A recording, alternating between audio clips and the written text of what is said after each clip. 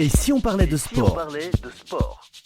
Une émission produite par Laurent Garnier avec le concours du comité départemental olympique et sportif de Haute-Garonne. Et bonjour à toutes et à tous, très heureux de vous accueillir pour cette 41e émission de Si on parlait de sport. Avec Pauline Gaston-Conduit, nous allons avoir le plaisir de vous parler de sport, mais surtout de donner la parole à ceux qui font le sport. Bonjour Pauline. Bonjour Laurent.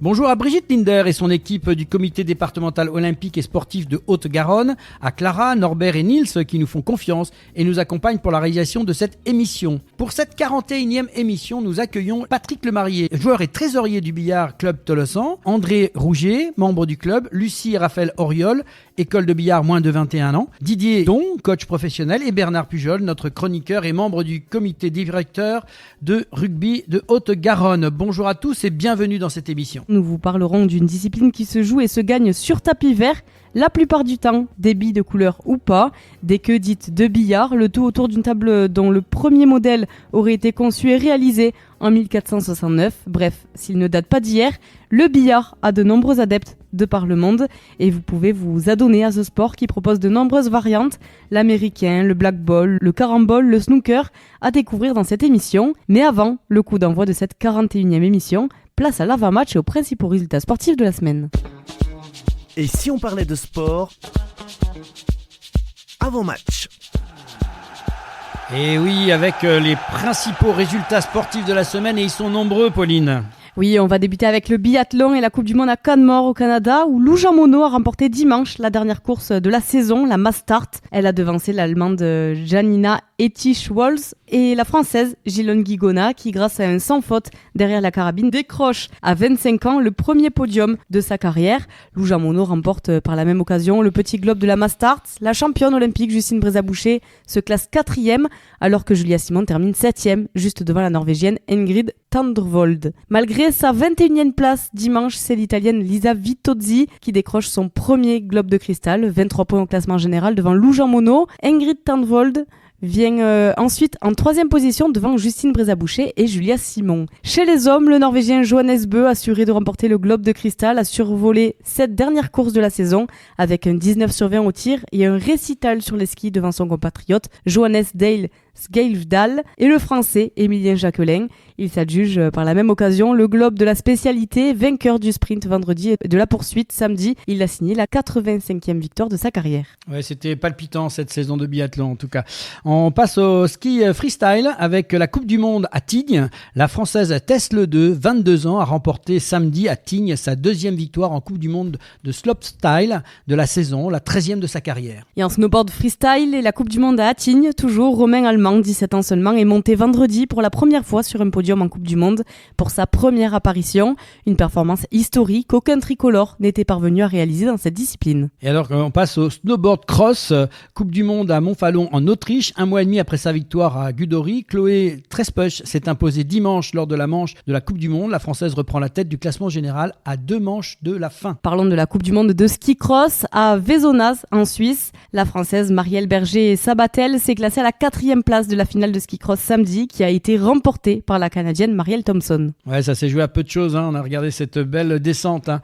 On passe au ski alpinisme, donc la Pierramenta, le fameuse classique dans cette discipline. Le duo savoyard composé de William Bombardion et Xavier Gachet a remporté cette 38e émission, une première ensemble. Quelques minutes plus tard, Axel Gachet-Mollaret et Émilie Harop ont assuré la victoire finale de l'épreuve féminine, un doublé de nos équipes de France. Et cette fois en tennis de table et le grand smash de Singapour. Face au futur numéro 1 mondial, le chinois Wang Shuqin, le français Félix Lebrun a pu rivaliser.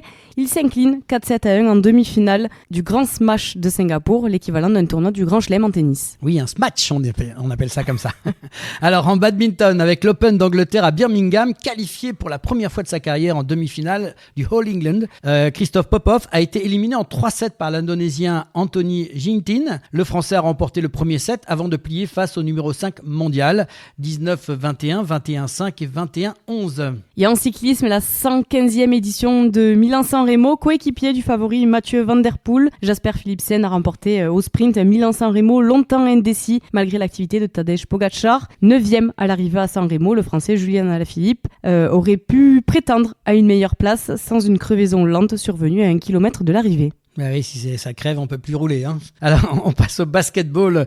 Coupe de France, demi-finale, comme en 2022, au même stade, Strasbourg a créé l'exploit contre Monaco en demi-finale de cette Coupe de France, en s'imposant 93-89. Dans l'autre demi-finale, Dijon est venu à bout de Vichy, 73-68, et retrouve la finale de la Coupe de France. Et en volleyball cette fois, parlons de la Marmara Spike League. Pour le compte de la 25e journée, Chaumont a nettement dominé Montpellier, 3-0 et conforte sa place de leader au classement. Les Nantais sont assurés de disputer une Coupe d'Europe la saison prochaine après leur victoire 3-1 face à 7. Narbonne vainqueur face à Poitiers 3-7-0. Toulouse a battu Tourcoing 3-2 au tie-break après 2h33 de jeu. Et toujours pour le compte de la 25e journée, mais cette fois c'est la Liga féminine. Béziers s'est incliné de Vendeuvre-Nancy en 5-7 au tie-break. Oui, donc on change de ballon, on passe au handball avec le Trophée des Continents, qui est un tournoi amical qui se passait à Montpellier, avec notre équipe de France qui revient après son superbe championnat d'Europe. Cette équipe de France a largement battu l'Égypte 39-31, leur deuxième victoire amicale, mais éclatante cette semaine après celle face à l'Argentine jeudi 32-23. Et en football, quelques mots sur la Ligue des Champions, qualifiée pour les quarts de finale après avoir écarté la Real Sociedad 2-0 et 2-1. Le Paris Saint-Germain devra se défaire du FC Barcelone pour atteindre le dernier carré. Toujours en football, mais en Ligue Europa, Marseille s'est incliné 1-3 à Villarreal en 8e de finale retour de la Ligue Europa jeudi. Mais grâce à son large succès à l'aller 4-0, le club phocéen disputera bien les quarts de finale où il affrontera Benfica. En Ligue Europa Conférence, cette fois, en se défaisant du Sturm Graz 1-1 et 3-0 à l'aller, Lille a rallié jeudi les quarts de finale. C'est la première fois qu'il atteint ce stade dans une compétition européenne. Il sera opposé au club anglais d'Aston Villa. Et en Ligue 1, Lyon a peiné avant de remonter, puis de renverser Toulouse 3-2 grâce à Ryan Cherki vendredi. Le PSG s'est largement imposé à Montpellier 6-2 ce dimanche soir en clôture de la 26e journée de Ligue 1. On passe au rugby à 15 avec le tournoi destination de moins de 20 dans un premier temps. Renforcés par les meilleurs de la génération 2004, les Bleuets ont coincé vendredi dans les grandes largeurs face à l'Angleterre à Pau, 31-45. Lors de la dernière journée de ce tournoi destination des moins de 20 ans, ils terminent ainsi à la 3e place du tournoi. Et dans le tournoi destination pour les seniors, donc, ce tournoi destination a offert en clôture 3 rencontres particulièrement disputées et incertaines. L'Italie s'imposant à Cardiff face au Pays de Galles 21-24, et c'est une première pour l'Italie, et l'Écosse résistant courageusement à l'Irlande 17-13 devant son public. La France, quant à elle, a remporté ce fameux crunch face aux Anglais 33-31 grâce à une pénalité extraordinaire de Thomas Ramos à 50 mètres des poteaux. Donc dans ce tournoi, la France, l'Irlande termine première, la France deuxième, et ce qui est à noter, c'est que nos amis italiens, pour la première fois, ne remportent pas la cuillère de bois, ils la cèdent au Pays de Galles, Pauline. Exactement. Et on va passer cette fois à la voile avec le solo Concarneau, 3e de la solitaire du Figaro 2023. Louis Béréard, skipper massif 2022, a marqué de son empreinte la 48e édition de la solo Concarneau-Guicoten, première des 5 épreuves du championnat de France élite de course au large 2024. Et on va terminer, Pauline, avec l'auto, avec l'endurance qui repart. Les 12 heures de Sebring, Floride, aux États-Unis. Au terme d'une belle bataille, les 12 heures de Sebring ont été remportées par l'Acura numéro 40 du Suisse Louis Delétraz et ses coéquipiers Jordan Taylor et Colton Herta. Le Français Romain Grosjean, qui était partant dans cette compétition, dans sa Lamborghini numéro 63, a pris la 7e place. Merci Laurent pour ces résultats. Place à une nouvelle chronique spéciale Jeux Olympiques Paris 2024 avec la présentation du CIO, Comité International Olympique. Et si on parlait de sport, la chronique des Jeux Olympiques Paris 2024. Chaque semaine, nous vous proposons de revisiter l'histoire des Jeux Olympiques, ses origines, ses valeurs, ses champions, son palmarès avec notre chronique spéciale Jeux Olympiques Paris 2024 en compagnie de Bernard Pujol et Laurent Garnier. Et cette semaine, c'est une nouvelle chronique spéciale Jeux Olympiques avec la présentation du CIO, qui veut dire le Comité International Olympique. Alors on va commencer avec toi Bernard, est-ce que tu peux nous raconter qu'est-ce que le CIO et quelle est sa fonction ? Tout d'abord, bonjour et bonjour à tous. Le Comité international olympique, CIO, a été fondé le 23 juin 1894. C'est une organisation mondiale à but non lucratif dont le siège est en Suisse, plus précisément à Lausanne. Il est indépendant, entièrement financé par des fonds privés. Une caractéristique distinctive est qu'il redistribue 90% de ses revenus pour le développement du sport et des athlètes à tous les niveaux. Ça fait beaucoup d'argent et tant mieux pour le sport. C'est pour ça qu'il est en Suisse. Et c'est pour ça qu'il est en Suisse. Le CIO est le gardien des Jeux Olympiques est le chef de file du mouvement olympique. Son organisation est véritablement mondiale, c'est planétaire. Le CIO agit comme un moteur de collaboration entre toutes les parties prenantes olympiques, notamment les athlètes, les comités nationaux olympiques, les fédérations internationales, les comités d'organisation, les Jeux olympiques, les partenaires, toutes les instances en fait, ainsi que les détenteurs des droits médias. Parallèlement, il coopère également avec les autorités publiques et privées, en particulier sur le plan géopolitique, auprès de l'Organisation des Nations Unies et autres organisations internationales. Le CIO est incontournable, c'est vraiment une force mondiale sur la paix, le sport, le jeu, l'union. Alors c'est quoi la vision de ce CIO alors ? Le CIO, il a pour vision et but de construire un meilleur monde par le sport.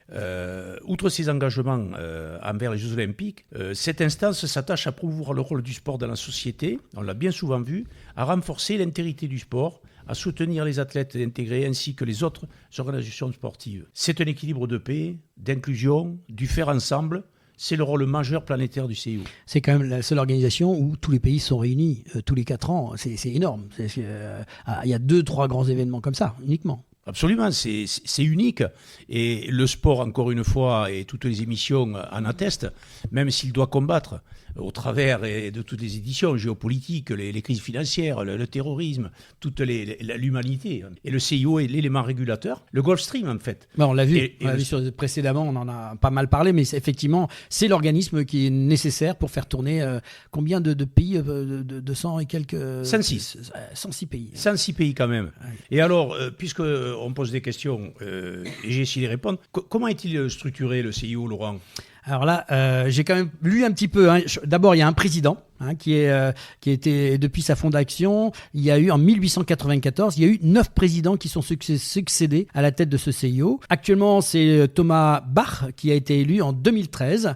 C'est un processus électoral avec une élection par session au scrutin secret parmi les membres du CIO avec un mandat de 8 ans, renouvelable une fois pour une période de 4 ans. Mais alors, il fait ça tout seul, ce pauvre homme ? Et non, il y a donc des membres du CIO qui sont au nombre de 106, tu l'as dit, qui représentent les intérêts du CIO et du mouvement olympique dans leur pays respectifs. Ils sont les personnes physiques qui ne sont pas déléguées de leur pays au sein du CIO. Parmi les membres actifs en France, nous on en a 4, c'est Guy Drut, Jean-Christophe Rolland, David Lapartien et Martin Fourcade. Alors Pauline, puisque tu as dû travailler ton sujet, dis-moi pourquoi le siège du CIO se trouve en Suisse et à Lausanne et pas en France en fait. Il faut savoir que le siège du CIO était à l'origine à Paris, mais a été transféré en Lausanne, donc en Suisse, par Pierre de Coubertin il y a un moment, en 1915. Et alors en 1994, Lausanne a été officiellement désignée capitale olympique à l'occasion du centenaire du Comité international olympique. Et la nouvelle maison olympique, inaugurée le 23 juin 2019 à Vidi, rassemble l'ensemble du personnel du CIO, c'est-à-dire 500 employés. Elle offre un environnement de travail moderne et durable et symbolise l'engagement du CIO envers le développement durable. La maison olympique est ainsi devenue l'un des bâtiments les plus durables du monde. Ce bâtiment, combiné avec le musée olympique et le centre d'études olympiques à Ouchy, constitue le siège principal du CIO à Lausanne, offrant un lieu de réunion pour les parties prenantes et des activités destinées au grand public. Donc en fait, ils voulaient un terrain neutre, quoi. C'est ça. Alors Bernard, quelles sont les missions principales du CIO ? Alors le CIO, effectivement, bien placé sur la Riviera, et je conseille à tous les amoureux de sport qui nous écoutent, ça vaut le coup de la visite. J'ai eu le plaisir de visiter les installations, les bâtiments et les musées. Vraiment, c'est du rêve, c'est de la réalité, c'est très très fort. Passons maintenant aux missions. C'est pas parce qu'il faut bien qu'ils travaillent, ils ont un bon outil, maintenant il faut qu'ils bossent. Et puis ils ont un président et des membres. Et voilà, donc qu'est-ce qu'ils font ? C'est très bien. Donc les missions. La mission principale du comité du CIO est de promouvoir l'olympisme à travers le monde et de diriger le mouvement olympique. Voilà la phrase type et du rôle. Les rôles au pluriel incluent la promotion de l'éthique et du fair play dans le sport, l'organisation des Jeux olympiques bien entendu, la coopération pour la paix avec les instances dont on parlait un petit peu avant, également les problèmes sociétaux qui sont la lutte contre la discrimination et le dopage, l'égalité hommes et femmes également, la protection des athlètes et la promotion du sport pour tous, partout, tout en garantissant un héritage positif toujours à l'importance des Jeux Olympiques. Et les valeurs, puisque quand on a dit tout ça, il y a des valeurs dans le sport auprès et autour du mouvement olympique, Laurent.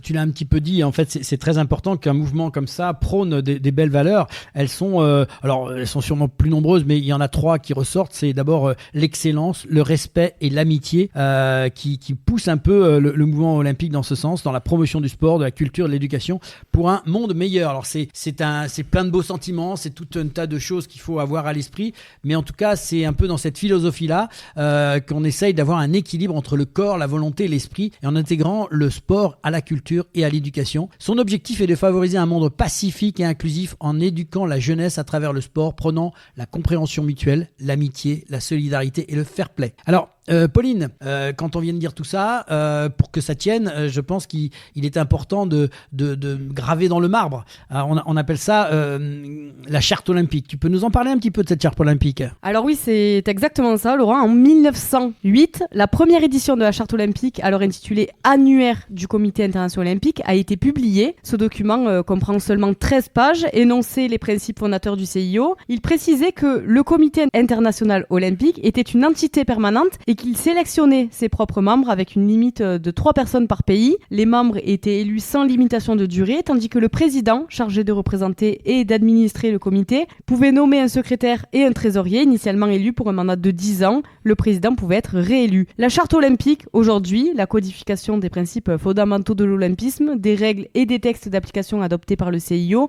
régule l'organisation, les actions et le fonctionnement du mouvement olympique. Elle définit les conditions de la tenue des Jeux olympiques et établit les relations entre les différentes entités du mouvement olympique, telles que les fédérations internationales et les comités nationaux olympiques. Pauline, là effectivement, ça paraît statutaire, mais y a-t-il un texte, une charte, comme dans beaucoup de sports et d'événements, qu'un athlète peut lire ou un homme important, une personnalité ? Il y a un A4, la charte même ? Oui, je reprends Bernard, mais on en avait déjà parlé précédemment. Effectivement, cette charte existe, c'est un document qui existe.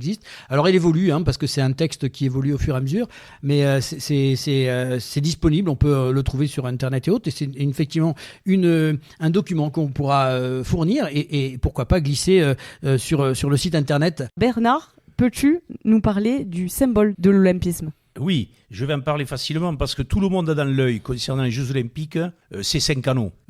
Parce que visuellement, ils sont effectivement très faciles à retenir et c'est beaucoup moins difficile que tout ce qu'on a pu voir dans les chartes, les statuts et autres qui effectivement il faut les fouiller. Donc effectivement la symbolique olympique, c'est les fameux anneaux olympiques universellement connus comme l'icône visuelle de l'olympisme pour des milliards de personnes à travers le monde.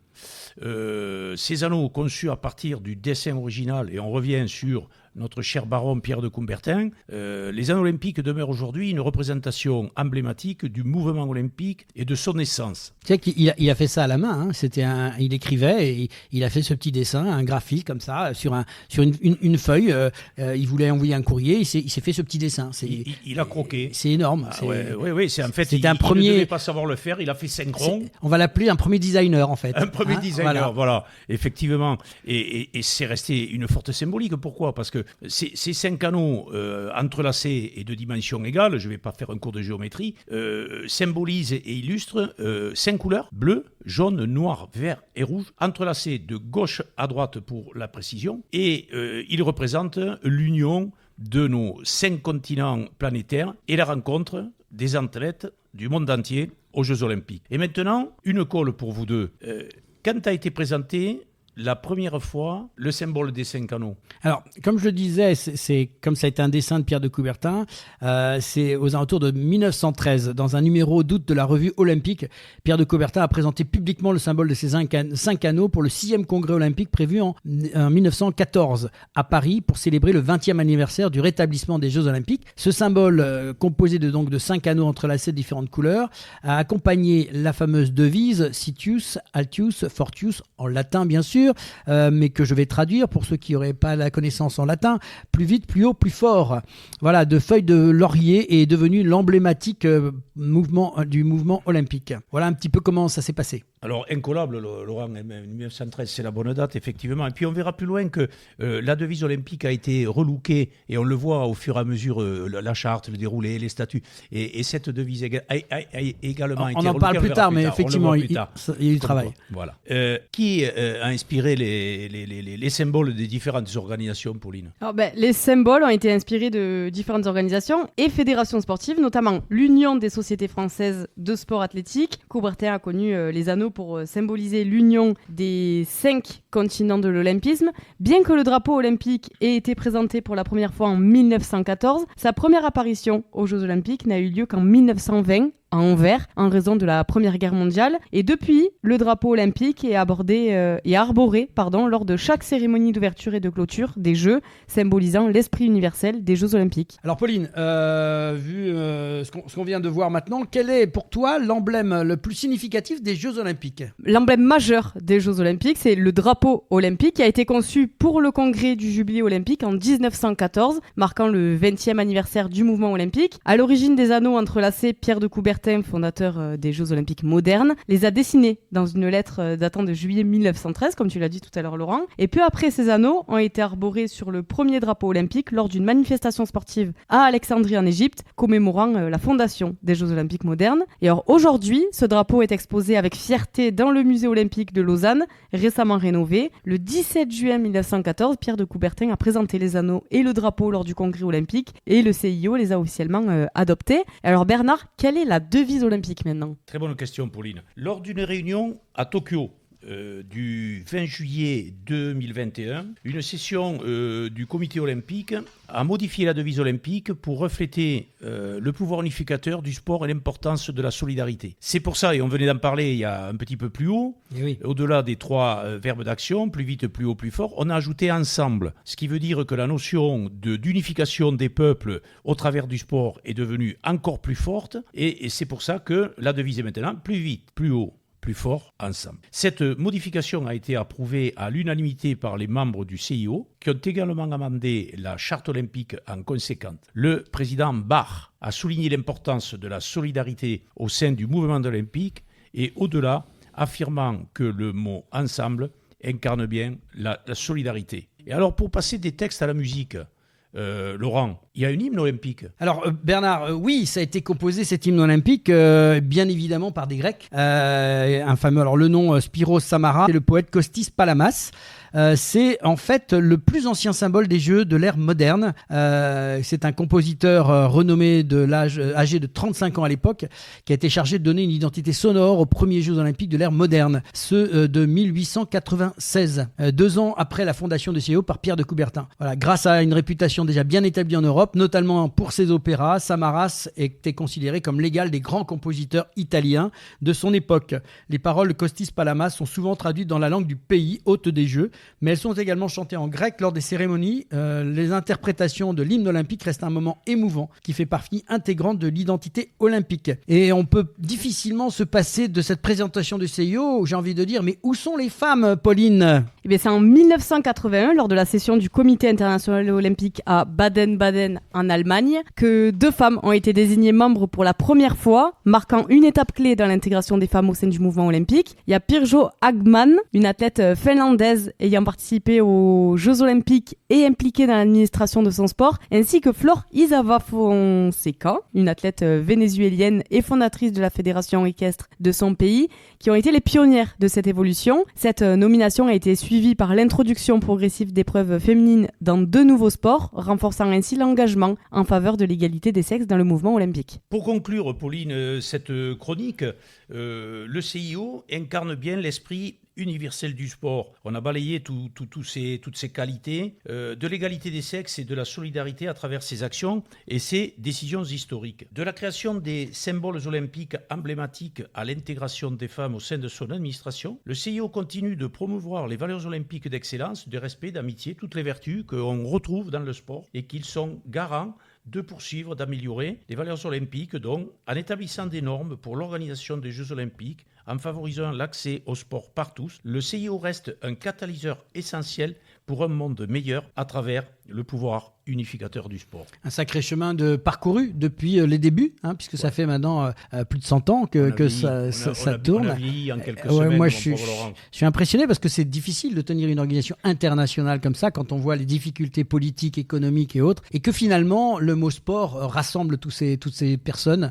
Moi, je pense que c'est un message d'espoir qu'il faut avoir au cœur, et moi, je me réjouis à l'avance que l'on reçoive, malgré tout ce qu'on peut dire, que l'on reçoive les Jeux chez nous en France. Bien sûr, et on se baignera tous dans la Seine, et on se garera un peu plus loin, mais ça va être une réussite et déjà une joie 2024 à Paris. En tout cas, merci à tous les deux pour cette chronique sur le CIO. On se retrouve la semaine prochaine dans une chronique spéciale Jeux Olympiques, et cette fois-ci, nous présenterons le Comité national olympique et sportif français et tout ce qui en découle. On se rapproche. On se rapproche de Paris. C'est la mi-temps, retour au vestiaire et on se retrouve dans quelques instants avec nos invités Patrick Lemarié, André Rouget, Lucie et Raphaël Auriol.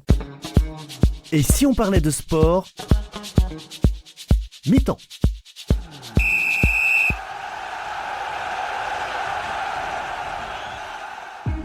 Passionné de sport, vous souhaitez participer à son développement sur le territoire de la Haute-Garonne? Alors ne cherchez plus. Le comité départemental olympique et sportif de la Haute-Garonne est là pour vous. Notre passion commune, l'excellence sportive et l'olympisme. Le CDOS 31 accompagne les comités départementaux et les clubs dans leur développement.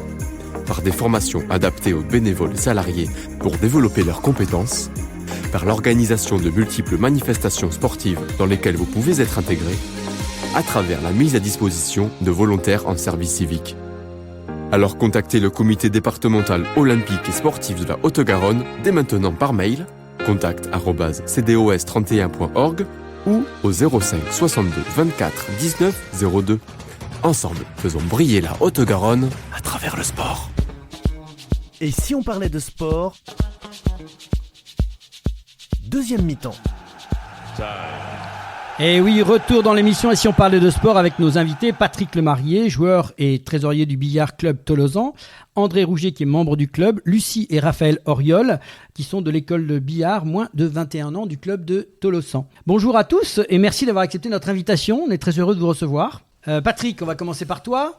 Tu es un homme important du club puisque tu es le trésorier du club. Donc on sait que le nerf de la guerre, souvent, il se trouve là. Toujours les sous. Voilà, c'est les sous, comme on dit. Mais en fait, on a autour de la table quand même un personnage puisque tu es aussi joueur. Et on en profite, un petit clin d'œil pour votre président qui n'est pas là, Éric Chantrel. Mais de ton côté, peux-tu nous donner quelques mots sur ton parcours de passionné de billard, parce que c'est de ça dont on va parler, et ton lien avec justement le billard? Contrairement, le billard, je l'ai commencé très tard, c'est-à-dire à l'âge de 32 ans, parce que avant je faisais du foot. Et puis un jour, je me suis blessé et le genou il est resté là. Donc t'as changé de balle en fait? Non, changer de tapis vert surtout. Tapis vert, oui, c'est... Voilà, c'est mieux. Donc je suis rentré dans une salle de billard. C'est un ami qui m'a amené. Et donc c'était une salle de billard qui s'appelait le Bellevue, qui était à rue Salle-des-Ponsats, à Toulouse. Et là, les deux personnes qui m'ont reçu, qui étaient Jean-Michel et Nanny Ledard, que je remercie encore d'ailleurs, m'ont dit, celui-là, il a quelque chose, il a du potentiel. On va essayer de voir si on ne peut pas l'entraîner, si ça ne l'intéresse pas. Et c'est parti de là. Donc au début, c'était pour moi un loisir, je voulais m'amuser. Puis après, il y a la compétition qui arrive. Parce que là, je joue au foot, j'ai été compétiteur aussi, donc j'ai dit, on va continuer. Et puis, tout compte fait, j'ai bien fait, parce qu'apparemment, en 2000, je suis arrivé, j'étais champion de France quand même par équipe, donc c'était déjà pas mal. Et en 2016, je suis vice-champion du monde de billard speedpool, qui consiste à rentrer 15 billes le plus rapidement possible. Et ça par équipe dans la catégorie vétéran. Combien de temps tu as donc joué, puisque tu me dis tu t'es blessé, et après, combien de temps vraiment de pratique de billard après? Pratique de billard, ça fait 32 ans que je joue maintenant. Ah oui. Donc ça va, mais bon, maintenant c'est plus en dilettante, on va dire, puisque je prends un peu plus de plaisir et je m'entraîne moins, donc déjà c'est mieux. Et puis je m'occupe des enfants de l'école de billard donc, qui est à Castanet, donc voilà, grosso modo. Alors avec toi, il y a André qui nous a rejoint aussi, et André il est membre du club. Alors depuis combien de temps tu es membre de ce club, et qu'est-ce qui t'a amené toi au billard? Bonjour, je suis membre du club depuis 3 ans maintenant. Et je voudrais juste revenir sur Patrick un petit peu, parce que je pense qu'il est un peu humble, mais il s'est juste arrêté l'année dernière. Il était encore en équipe de France vétéran. Ouais, il n'est pas si rouillé que ça, c'est ça que tu es en train de nous dire. Oui, d'accord. Non. Et puis je peux vous dire que quand il vient au club, d'accord, il joue. Donc moi, ça fait maintenant 3 ans que je suis dans le club en tant que joueur compétiteur. on va dire. On fait des tournois en équipe, en individuel et en vétéran aussi parce que j'ai l'âge. Je sais, ça se voit pas bien, mais Non, à la radio, on voit pas. donc et j'étais invité par un ami à venir découvrir le billard. Où après une bonne soirée, j'ai décidé de m'inscrire et de pratiquer ce sport. Et là, tu pratiques à quel niveau actuellement? Parce qu'on en reparlera un peu. Régional. Régional. Régional, oui. Quelques petits résultats à ton actif, pas encore? T'es intimidé parce que t'as un champion à côté de toi, c'est ça? C'est incomparable avec ce que Patrick a fait, mais il y a de la progression, on va dire. C'est toujours... Puis c'est très intéressant parce que vous jouez contre différents joueurs constamment et ceux qui vous ont battu la semaine passée, vous pouvez les battre la semaine d'après, quoi. Donc il y a quand même une part de technique, mais il y a aussi une petite part de chance et de bonne étoile au-dessus de votre tête quand vous jouez ces jours-là. On reviendra sur cet aspect Voilà. de la compétition un peu plus tard. Oui, parce qu'avec nous, il y a aussi Lucie et Raphaël. Vous êtes tous les deux membres du club et de l'école de billard. Vous avez 14 et 12 ans, si je ne me trompe pas. Alors, est-ce que vous pouvez vous présenter chacun votre tour en quelques mots et nous dire pourquoi est-ce que vous avez choisi le billard et pas un autre sport? Moi, je m'appelle Lucie, du coup j'ai 14 ans et je choisis de faire du billard parce que j'avais envie de découvrir un peu ce sport. Et c'est un sport qui demande aussi beaucoup de concentration et c'est quelque chose qui sert dans la vie à l'école ou dans un autre sport. Et toi, Raphaël? J'ai voulu faire ce sport parce que je cherchais un sport qui était tactique et voilà, et ça avait l'air rigolo. Et vous avez commencé il y a combien de temps tous les deux? 3 ans. Et alors, j'ai une autre question pour vous, Patrick et André. Est-ce que vous pouvez nous raconter un peu l'histoire du billard du club de Castanet-Tolosan? Mais le club a été créé en 2004. Donc, c'est la commune de Castanet-Tolosan qui nous a accueillis. Bon, à l'époque, j'avais... Alors, je t'arrête tout de suite. Ça se trouve où? Parce qu'on n'est pas tous... Castanet-Tolosan, voilà. c'est juste à la sortie de Toulouse. Souvent, maintenant, on dit où c'est Toulouse. On dit que c'est à côté de Castanet. Voilà, très bien. Voilà, on sait. Au sud de Toulouse. Arrêtez-vous donc si vous voulez jouer au billard. Il y a un club là-bas que vous pouvez aller voir ces gens adorables. Voilà, donc on a créé cette association en 2004. Donc au début, c'était carrément que du sport loisir. La compétition, on l'avait mis un peu de côté, sauf moi, je continuais quand même à en faire pour un autre club. Et petit à petit, les gens qui sont venus dans notre club ont souhaité faire de la compétition. Et puis à un moment donné, on a décidé qu'il fallait s'affilier à la Fédération française de billard. Et à partir de là, donc, on est rentré vraiment dans le circuit régional et national. Voilà, le plus gros a été fait là. Et après, la fédération s'est affiliée en 2014. Et on a eu, avec les résultats que nous avons eus, donc moi en 2016, j'étais vice-champion du monde, comme je disais tout à l'heure. On a reçu la médaille de la vie pour tous les résultats sportifs qu'on a eus pendant cette période-là. Ça a été très fructueux. Alors tu me disais, il y a une partie loisir, les gens peuvent venir jouer en loisir. Voilà. Il y a une partie pour les compétiteurs. Et le must, c'est que vous avez une école de billard. Ah voilà, on a une école de billard aussi bien pour les enfants que pour les adultes. Donc moi, je m'occupe des enfants aussi le samedi, et les adultes le jeudi après-midi, par exemple. Voilà, c'est une passion que j'ai. Donc maintenant, je la transmets. Alors, je vais poser les questions à tous les deux. Donc, école de billard, vous faites partie de l'école de billard tous les deux. Comment ça se passe l'entraînement? Il est sévère? Qu'est-ce qui manage un peu tout ça? Allez, que ce soit Lucie ou Raphaël, vas-y, répondez-moi à cette question. Ne regardez pas à côté et dites-moi comment ça se passe. On commence par s'échauffer en rentrant toutes les billes. Attends, tu me dis on s'échauffe au billard. Attends, il faut que tu m'expliques parce que là, je comprends pas. On s'échauffe au billard? On rentre toutes les billes, mais tout seul. Ah non, moi je pensais que tu disais échauffer, on faisait des tours de... Il fait pas faire des tours de piste autour du billard pour s'échauffer? Non, parce que comme c'est un ancien footballeur, on pourrait croire qu'il vous fait faire ça. Non, pas du tout. Bon, je suis rassuré. On pourra peut-être venir, Pauline, taper la balle s'il nous fait pas courir autour du terrain. Vas-y, continue, je t'en prie. Après, on regarde un peu l'aspect technique et après, on s'amuse. On s'amuse. Alors l'aspect technique, c'est quoi? Alors Lucie, peut-être un petit mot sur l'aspect technique dont on parle ton frère là? C'est des coups différents d'habitude. Qu'on apprend et qu'après on met en pratique avec des exercices tout de suite après, et après on fait des parties, c'est la partie amusement, et c'est là qu'on met en pratique dans une vraie réalité. Pas trop difficile de ces grandes tables là pour des gabarits, pour poser. Comment vous faites? Vous arrivez à taper la balle, la bille, pardon, je vais me faire attraper, la bille avec ses queues. Comment vous faites? On met le chevalet et après on met la queue dessus et ça Vous avez un petit chevalet d'appui pour chevalet, pouvoir... C'est la main le chevalet. Ah, c'est la main. Oui. D'accord. Oui, j'apprends. Faut de la pédagogie aussi pour nous, les auditeurs qui connaissent pas. Donc, Patrick, je reviens vers toi. Entraînement, ils nous disent entraînement. Donc, c'est l'échauffement. L'échauffement, ça consiste à chauffer le bras. Ouais. Donc, bien que les articulations, tout ça, ça chauffe. Et ensuite, donc, on commence à mettre en place les exercices. Et après, une fois que les exercices sont bien faits, sont finis, on leur laisse un quart d'heure, 20 minutes pour qu'ils s'amusent à taper des billes, à jouer l'un contre l'autre ou avec les autres, etc. Voilà. C'est ce qui consiste à 1h15 d'entraînement, on va dire. Ah oui, quand même. D'accord. D'accord. Et il faut pas plus parce qu'à un moment donné, on se déconcentre, on sort. Donc ça vaut plus le coup. Et vous êtes amené à faire de la compétition un petit peu ? Oui. L'année dernière, on a fait la Ligue d'Occitanie. Pas pour l'instant cette année. Et toi aussi, tu as participé à la compétition, Raphaël ? Oui. Et ça donne quoi les résultats ? C'est difficile la première année ? Alors moi j'ai fait 3e en finale de ligue l'année dernière. Ah bah c'est pas mal pour débutant. Et toi Raphaël ? Moi j'avais 11 ans l'année dernière et j'ai joué contre des personnes qui avaient 4 ans de plus que moi, du coup c'était compliqué. D'accord, t'as pas réussi encore, mais ça va venir puisque t'as plus d'entraînement qu'eux, bientôt ça va marcher. On va justement, maintenant vous allez nous parler de ce sport parce que on a parlé vaguement là, mais moi j'aimerais que vous me disiez c'est quoi le billard et comment ça marche finalement, parce que il y a tellement de choses, il y a des terrains plus grands, il y a des tables, tu vois, c'est le défaut du football dont tu m'as parlé. Mais en même temps, il y a différentes tables, il y a différentes tailles et différentes disciplines avec des billes qui sont de couleurs différentes, avec des chiffres, pas des chiffres.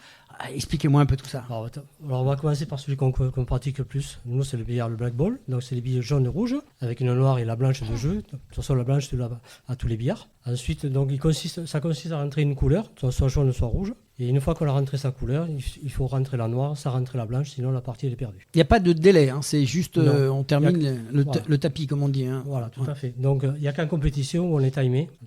Dans les tournois nationaux, on est timé obligatoirement, donc c'est 45 secondes chaque coup.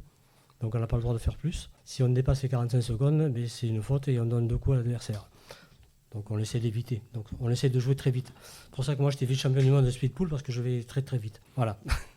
Alors là tu me parles de ce que tu connais bien. Quelles sont les autres disciplines ? Alors, après on a d'autres billards. Alors c'est le billard à poche, c'est qu'on l'appelle, qui est donc le black ball. Ensuite on a l'américain et le snooker. Donc l'américain, ça ressemble un peu au pool, le black ball, tout simplement parce que le jeu c'est le même, c'est-à-dire qu'on a des billes rayées et des billes pleines. Et il suffit de rentrer les billes rayées, qui seraient par exemple les jaunes ou les rouges, et les billes pleines qui seraient les jaunes ou les rouges. Voilà, c'est le même principe. Donc c'est des billards qui sont plus simples, on attire plus facilement du monde parce que c'est ludique, et on a un sentiment de résultat immédiat. C'est-à-dire que dès qu'on a empoché une bille, on est content. Après il y a le billard français, donc c'est sans les trous, dans les poches. Donc avec une bille, il faut toucher 2 autres. Donc là, c'est compliqué. Et c'est là qu'on se dit, là, le résultat, on peut l'avoir peut-être dans les 5 minutes, mais des fois dans l'heure. Donc c'est pour ça que... Et le snooker, n'en parlons pas, c'est encore beaucoup plus compliqué pour le billard à poche. Parce que la table fait 3,70 m de long sur 1,80 m. Donc ça commence à faire. C'est-à-dire que le black ball, c'est 2,10 m sur 1,05 m, principalement. En fait, c'est le billard français qui est plus compliqué, si je comprends ce que tu veux dire. Le français et le snooker. Ça, ce sont les 2 billards qui sont assez compliqués quand on démarre. En général, on commence par le black ball et l'américain parce que c'est plus ludique. Et comme je disais, il y a le résultat qui arrive, qui est là, de suite. Dès qu'on a mis une bille, on est content. Et les tables sont plus grandes ? Alors, au black ball, elle fait 2,10 sur 1,05 m. L'américain, je crois que c'est 3,50 m sur 1,80 m. Et le snooker, c'est 3,80 m sur presque 2 mètres de large. Donc, ça commence à faire. Ça fait une belle table de salle à manger, ça. Mais oui, et on peut recevoir du monde comme ça. Et après, le billard français, c'est un 2,80 ou 3,10 m sur 1,20 sur 1,50. Alors, pour revenir, tout à l'heure, elle m'a dit quelque chose d'intéressant, Lucie, c'est la partie intellectuelle de ce jeu-là aussi. Parce que là, on parle de... C'est stratégique. Mais voilà, c'est ça. Quelles sont les qualités du billard, finalement ? Alors, déjà, il faut être adroit, précis. Comment dire ? La concentration, c'est très important. Si on n'est pas concentré, c'est pas la peine. Il ne faut pas s'énerver, en fait. Il faut beaucoup de persévérance, j'imagine. À force de rater, on doit en avoir marre. Mais non, il faut insister. Si on arrête, c'est tout sportif. Je veux dire, si à un moment donné, il arrête de suite au premier échec, il ne va pas aller loin. Tu n'es pas d'accord avec ça, Lucie ? Si, c'est pareil dans tous les sports. Enfin, il faut rebondir après l'échec. Voilà. Donc, chaque fois, on répète toujours les mêmes gestes. Donc, et on a un système aussi de vidéo qui permet de projeter les exercices directement sur la table. Donc pour l'entraînement et pour les exercices, c'est quand même un support Comment ça se passe, ça? Raconte-nous. Alors, comment Alors, ça, c'est intéressant, ça. Techniquement, est-ce que, je sais pas, tu veux en parler peut-être Parce que sinon, il ne va pas parler. Bon. Alors, c'est un système où on a un vidéoprojecteur avec plein d'exercices sur une tablette qu'un de nos anciens joueurs a conçu, qui est toujours joueur et qui a conçu le concept. Et donc, ça vous diffuse sur la table de billard, ça vous diffuse des exercices à pratiquer. Donc, ce qui fait que, en fait, dans notre entraînement, si vous voulez, on peut s'entraîner seul avec les progressions qu'on peut voir, puisqu'on enregistre à chaque fois les exercices, le nombre de points qu'on fait ou qu'on ne fait pas.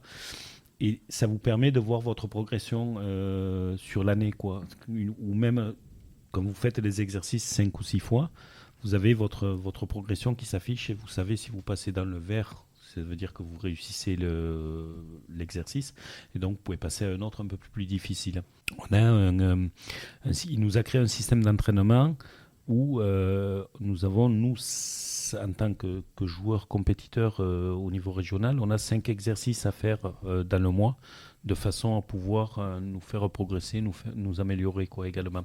Et c'est très ludique en fait, parce que vous voyez, ça aide au début, parce que vous voyez la trajectoire sur la table, vous savez ce que vous avez à faire, hein, plutôt que de partir tout seul à l'aventure sans savoir trop comment réussir votre coup ou le réaliser. Voilà. Et alors, si le billard est souvent perçu comme une activité de loisir, c'est véritablement un sport exigeant qui demande un mélange de compétences mentales, physiques et techniques. Le club est engagé dans des compétitions. Comment c'est organisé dans le département ou la région? Et y a-t-il des championnats, des tournois? Alors oui, le club est engagé en compétition avec plusieurs équipes. Donc, on fait partie de la Ligue Occitanie, qui est divisé en deux districts, puisqu'il y a le district ouest dont on fait partie et le district est, puisque maintenant il y a tellement de joueurs qu'on ne peut plus être en une seule poule, quoi. Ça fait trop de monde. Donc, nous, c'est plutôt positif, ça, qu'il y ait plus de monde. Hein, ah oui, tout à fait. Puis ça se voit au fur et à mesure des années, la progression de licenciés dans le billard qui augmente régulièrement. Et donc, on a plusieurs compétitions. Une fois que vous êtes licencié, suivant l'âge bien évidemment, vous pouvez vous inscrire à plusieurs compétitions. Donc les jeunes ont une compétition de jeunes divisée en plusieurs Benjamin, U21 et Espoir, et j'en oublie une je crois. Ensuite les adultes, vous avez ce qu'on appelle un mixte, c'est une compétition individuelle où là vous jouez pour vous-même. Après, vous avez la compétition par équipe qui se joue avec un minimum de 4 joueurs, qui peut être mixte, c'est-à-dire que vous pouvez avoir des filles, garçons mélangés. Vous avez après une compétition vétéran, qui est à partir d'un certain âge également. Et vous avez également la nationale et les féminines également, qui ont une compétition également rien que pour elles aussi, dont nous avons une personne engagée cette année, et l'année prochaine, on est en train de créer une équipe spéciale féminine. Et pourquoi spéciale féminine? Parce qu'a priori, il n'y a pas de différence là. Qu'est-ce qui fait qu'on... Je sais pas, pourquoi les femmes sont capables de battre des hommes sur le billard? Il n'y a pas de... Pourquoi on fait la différence entre les deux? C'est curieux. Alors, autant dans certains sports, on peut se dire que c'est compliqué, mais au billard, je dirais que tout le monde a la même tactique, la même intelligence technique, tout ça, ça s'apprend, mais... Ouais, je pense que la compétition féminine a été créée pour qu'elle puisse également, elle, se retrouver... Mais sinon, alors, ma question est peut-être mal posée. En compétition internationale, il n'y a pas de... vous êtes mélangés aussi ou... Non, international, non. Ah non, il n'y a pas de mélange entre les deux, d'accord. La porte n'est pas ouverte aux dames. Voilà, il n'y a pas... en équipe, voilà, elles sont pas... Au niveau international, donc, il y a les équipes féminines, elles ne sont pas mélangées avec les garçons, ça c'est sûr. Il n'y a pas d'équipe mixte, il n'y a pas de... D'accord. Bon. Donc, c'est pour ça qu'il y a le féminin et par contre il y a le mixte en France où les filles peuvent jouer contre les garçons sans problème. D'accord. D'ailleurs, dans les 15 premiers joueurs en France, il y a une fille quand même donc, qui a joué à Castanet, qui a été championne du monde donc, par équipe aussi. Donc ça va. On a eu du passage très élevé à Castanet quand même. Mais là, avec la génération qui arrive, les championnes du monde, il y en a à venir là, hein Lucie? Et j'ai une dernière question pour tous les quatre, vous allez pouvoir répondre chacun votre tour. Quel conseil donneriez-vous pour les personnes qui souhaitent pratiquer le billard? Tout simplement, allez dans n'importe quel club de billard, allez visiter, allez voir, allez vous initier, passez une soirée avec les gens du club, vous leur dites que vous venez pour découvrir le jeu, le sport, et vous verrez, c'est très ludique, c'est prenant, et c'est très intéressant après quand vous vous y mettez, parce qu'effectivement, vous avez un jeu de tactique, un jeu de concentration, où on ne cherche pas toujours à empocher la bille, quoi. Empocher, ça veut dire la mettre dans le trou, comme il voulait. Et donc, il y a quand même de la stratégie dedans. Et puis, c'est des super ambiances, on passe des super moments. Et c'est très convivial. Alors, quel conseil tu peux donner ? Je crois qu'André l'a tout dit. Hein. À part venir redécouvrir le billard, c'est... parce qu'on a l'impression qu'à l'époque, on disait que le billard, on le voyait que dans les bas-fonds, et que c'était des gens qui étaient toujours en train de boire avec la fumée, etc. Tout ça, c'est terminé, c'est loin. Donc maintenant, venez nous voir, venez essayer. Et essayer, c'est l'adopter. Il y a une licence découverte, il y a quelque chose, comment ça se passe ? Il faut acheter son équipement, comment vous gérez ça ? Non, tout est fourni par le club. Alors, on a la chance aussi, c'est que les jeunes, ils ont un tarif très réduit. Et on a la chance que la Ligue participe à ce que les jeunes puissent venir au billard. Donc, ils prennent une partie de la licence. Mais tout joueur et tout adhérent au club est obligé d'être licencié auprès de la fédération. Les entraînements, c'est quand ? Alors, les entraînements, il y a le mercredi soir, de 19h jusqu'à 21h30 à peu près. Il y a le jeudi après-midi où là, il y a l'école de billard pour les adultes. Le samedi matin, l'école pour les enfants, donc de 10h15 jusqu'à 11h30. Et ensuite, il y a le mardi soir aussi, de 20h30 à 22h pour les débutants adultes. Allez, Lucie, quel conseil tu donnerais aux copines qui voudraient venir faire du billard ? Qu'est-ce que tu peux leur dire comme message ? De s'accrocher parce que les résultats, ils n'arriveront peut-être pas tout de suite. Enfin, c'est après avoir découvert plusieurs coups qu'on pourra avoir des résultats. Et du coup, c'est... s'accrocher. Tu as d'autres copines qui viennent avec toi au billard ou pas ? Il y en a juste une. Et qu'est-ce que tu peux dire à celles qui ne sont pas encore là ? Donc, tu as un petit message à leur envoyer ? Venez, c'est quand même bien. Enfin, c'est quelque chose à découvrir. Allez, Raphaël, même question. Qu'est-ce que tu dirais comme conseil pour un jeune de ton âge, avec le copain autour de toi qui hésite peut-être ? Lucie, elle a un peu tout dit, mais simplement que quand on rate des billes, il faut continuer de persévérer à essayer de les rentrer. C'est quoi ton ambition pour toi ? C'est quoi les objectifs de Raphaël ? Que peut-être cette année d'être dans un podium pour la Ligue d'Occitanie et d'avoir mon billard d'argent. Et alors pour plus de renseignements, on peut vous retrouver sur www.bcct.club/le-club, c'est bien ça ? C'est bon. Et vous avez peut-être des réseaux ou d'autres endroits où on peut vous retrouver ? Sur Facebook, on tombe directement soit sur le site, soit sur Facebook. Donc il n'y a pas de souci. Parfait. Merci à tous pour vos témoignages et vos interventions dans l'émission Ici on parlait de sport. Bonne continuation pour la suite de vos projets. Vous êtes les bienvenus pour nous partager vos défis à venir et vos prochains résultats.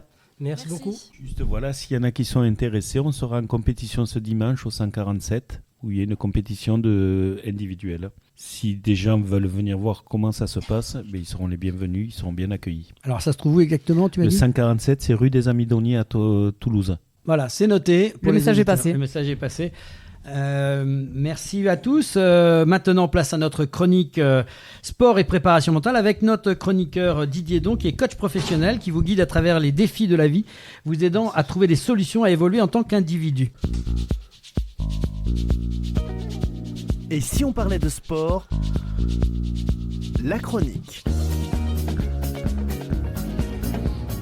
Et oui, la chronique sport et préparation mentale avec Didier Don. Bonjour et bienvenue Didier. Bonjour tout le monde. Alors Didier, on le rappelle, tu es coach professionnel et formateur à la tête de la structure Engage & Talent. Après 30 ans d'expérience dans le sport, d'expérience dans le sport de haut niveau, tu accompagnes les athlètes pour les aider à atteindre leurs objectifs.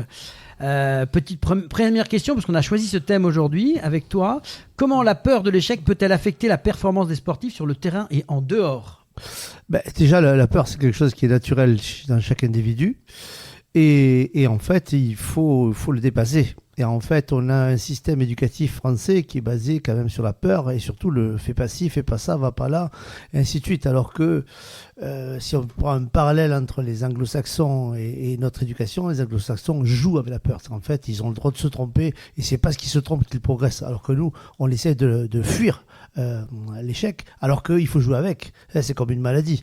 Soit on joue avec et on la soigne, soit on la combat et ça va être beaucoup plus long. Et quelles sont les stratégies mentales que tu recommandes pour aider les sportifs à surmonter la peur de l'échec et à atteindre leur plein potentiel ?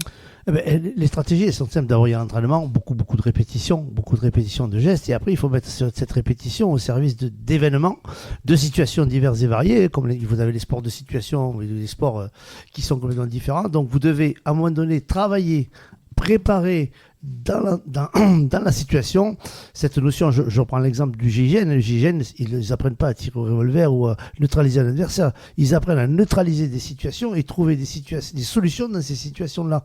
Mais c'est ce que fait l'athlète de haut niveau, et le préparateur mental l'apprend à gérer des situations complexes et difficiles pour amener une solution qui va lui aller, qui va permettre de continuer à être dans la performance.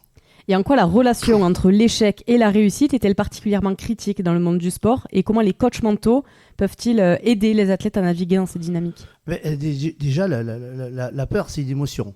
C'est un état émotionnel qui vous permet à un moment donné, et tout est émotion, tout est énergie. En fait, on ne peut pas l'éviter.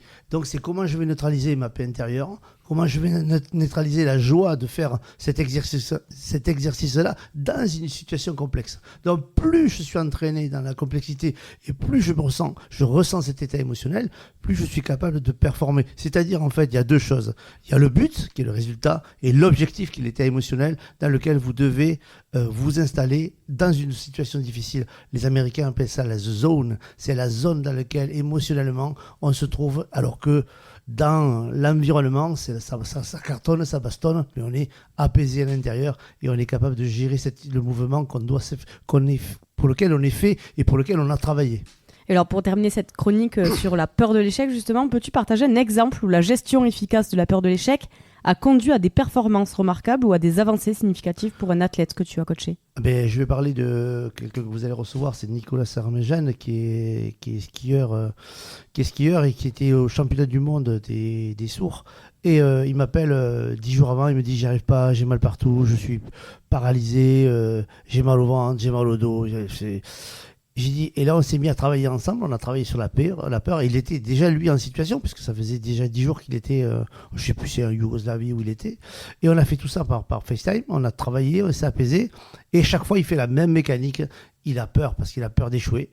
Et là, on retravaille sur la paix, on retravaille sur la joie, sur le plaisir. Alors que l'entraîneur national vient lui dire, mais qu'est-ce que tu fais avec ça ? Je travaille avec un préparateur mental, mais ça sert à rien, ça, jette-le ce papier. Et en fait, il me dit, moi j'ai gardé le papier et je me suis imbibé de ce qu'on avait décidé. Et il a été champion olympique. Voilà. Donc on a toujours besoin à un moment donné de quelqu'un qui vient juste rentrer dans votre petite tête, petite voix. Tu peux le faire, fais-le.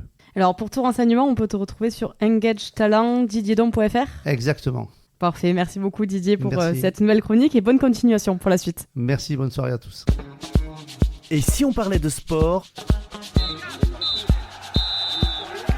Fin du match.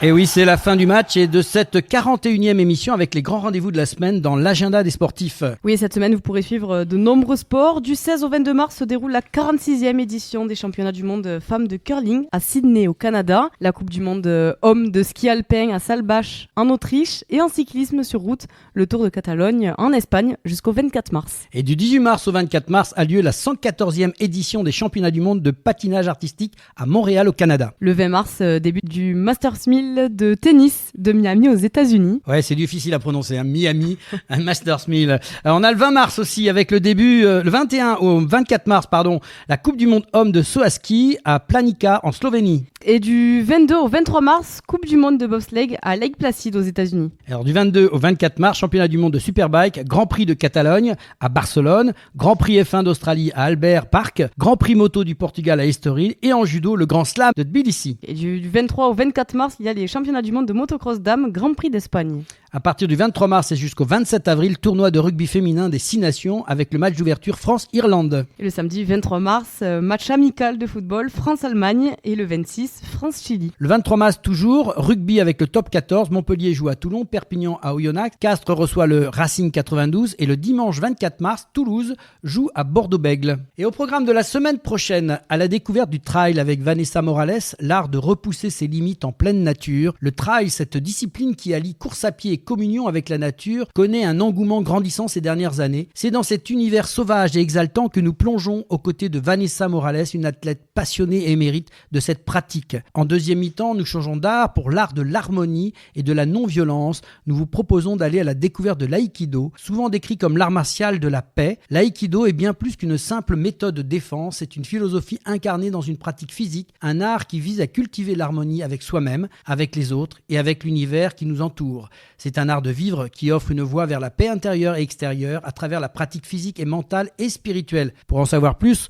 retrouvez-nous la semaine prochaine. Merci à Patrick Lemarié, André Rouget, Lucie et Raphaël Auriol, Didier Don et Bernard Pujol pour votre participation dans l'émission Et si on parlait de sport. C'est la 41e émission de Et si on parlait de sport. Un très très grand merci à tous les internautes qui nous suivent de plus en plus nombreux. Continuez à nous écouter et à partager sur les réseaux. Merci à l'équipe du comité départemental olympique et sportif de Haute-Garonne et à Brigitte Linder, sa présidente, pour son aide précieuse à la réalisation de cette émission. Et merci à toute cette équipe technique pour le formidable travail qu'elle réalise chaque semaine pour produire cette émission. À Pauline, Gaston Conduite à l'animation radio et au montage son, Marin de Pintis au montage visio pour les plateformes podcast et à Sébastien Couratin, notre partenaire informatique Samperconnect pour l'ensemble du suivi réseau informatique, plateforme podcast, site internet et ses conseils avisés. Merci Pauline Gaston Conduite, co-animatrice de l'émission, pour ton aide précieuse à la préparation et la réalisation de cette émission. Merci Laurent. On se retrouve la semaine prochaine pour une nouvelle aventure de Et si on parlait de sport la semaine prochaine.